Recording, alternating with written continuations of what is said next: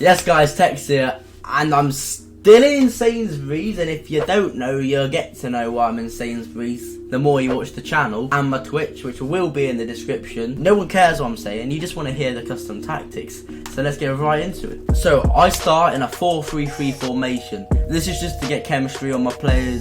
So no, I don't use Ronaldo in centre mid, I use him as striker. Let me explain. So this year, custom tactics aren't set up in a way where you have 3 attacking options. I think it's 3 defensive and 3 of something no one cares about. Do you know what I mean? It wasn't that detailed, but this year you can go into detail. So let me explain what I do. So at the start of the game, I'll stick it on defensive, which will make it switch to a 4-2-3-1 formation, which is my preferred formation in the game. But my custom tactics, I don't do anything extravagant.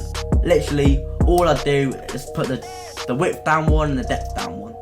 And that's my custom tactics for the 4-2-3-1. The instructions I use: get in behind and stay forward on my striker, stay forward on all my cams, yeah? And I know a lot of people ask, do you put stay forward on my cams? I do. For the CDMs, I do stay back and cover centre. Cover centre is a new one which they released for FIFA 19. And it does bits for me, I ain't gonna lie. And then the fullbacks to stay back as well. That's my instructions, my custom tactics for the 4-2-3-1. A load of people were asking me to record this video in FIFA 18 after I won Barca, but I just never got around to doing it, so I apologise for that. Now I'm giving it you. If you want some, I'll give it you.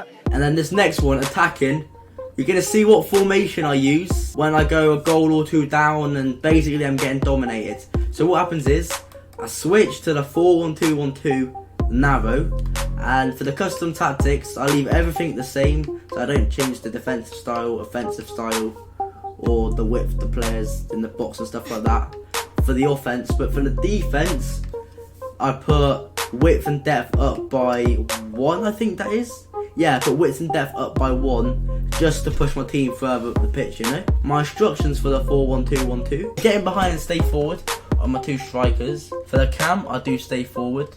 For the 2 centre mids, you leave them, so just let them do what they want, because you know you can't be too bossy in your tactics, otherwise your team will be all over the place. That's my squeaky chair as well, I apologise. For the CDM, you do stay back and of course cover centre, my favourite. And then for the full-backs, you do stay back. So yeah, this is just what I do when I go a couple goals down or I'm just getting dominated in the game. And now, everyone has those games where they go 3 or 4 goals down and your reaction is a little bit like this. This is where you switch to the 4-3-3-4.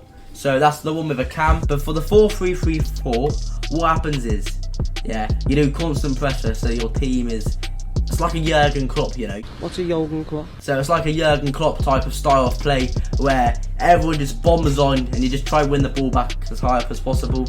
I get my width, it stays the same. I don't like to mess with that too much. But the depth, yeah, bomb all players forward. I do the highest depth possible and hope some magic happens. And just pray to the FIFA gods. Just pray to the FIFA gods. For the offensive style, you do fast build up and you just get as many players in the box as possible just to try and get a few lucky bounces, and then you leave the corners and free kicks the same. For the instructions for the 4-3-3-4, let's be honest, you need all your players forward. You've told all your players to get forward, so stay forward on the left wing, stay forward on the right wing, stay forward and getting behind on the striker. Cam stay forward, but then the fullbacks, you don't want them going up, do you know what I mean? So you put them on stay back. And then for the centre mids, put your most defensive centre mid on stay back while attacking and the trustworthy cover centre.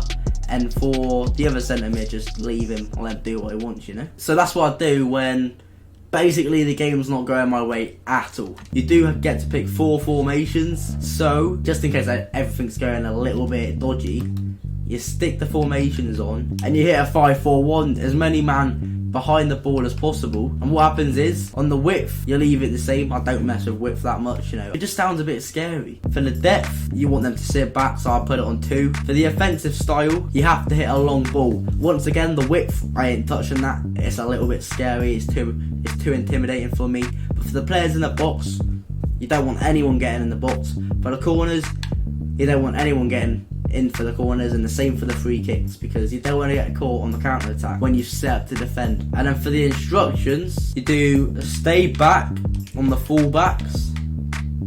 For the centre mids, stay back and cover centre, and for the wingers, come back on defence, come back on defence. There you go. And then for the striker, you do target man and stay forward because you need that outlet, you know. But as you can see, I haven't set up what positions my players go in when I use this formation. I'm just telling you what I'd do if I was in a situation where I was just defending for my life. But I want to see you guys playing against me in the weekend league using these tactics, and just in the weekend league in general, and I hope it makes you all improve as players. That is it for this video.